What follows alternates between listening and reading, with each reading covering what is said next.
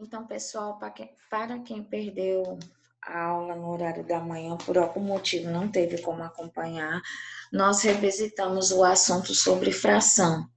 Então, é interessante saber que fração, ela está envolvida no nosso dia a dia direto.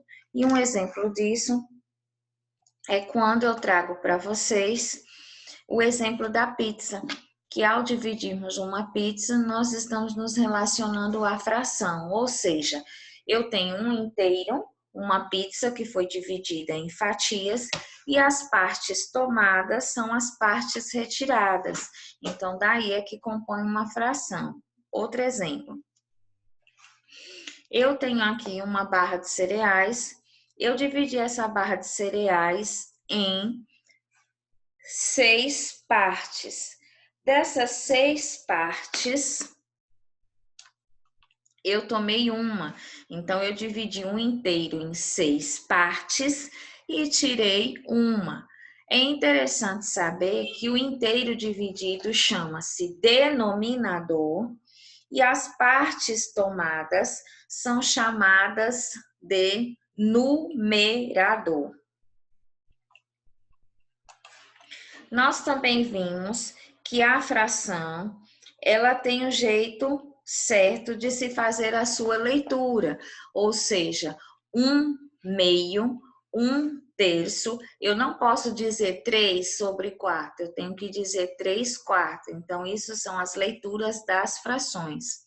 Quando é décimo, eu coloco 3/10 ou 3/10, centésimo, centésimo, milésimo, milésimo. E quando passa de 10, eu sempre costumo fazer a leitura, o correto é se fazer 11/avos. Nós vimos também em relação a perímetro e a área, porque em relação a grandezas de comprimento e tempo, nós falamos no primeiro momento da aula. Então, essa videoaula está sendo relacionada ao segundo momento da aula. Então, nós vimos que o perímetro é a soma de largura, comprimento, mais largura, mais comprimento. Então, se eu quisesse saber o perímetro dessa área, eu teria que adicionar 60 mais 25, 60 mais 25. Quando eu estou me relacionando à área, então, a área eu estou relacionando a parte de dentro. Então, existem duas maneiras de saber a área.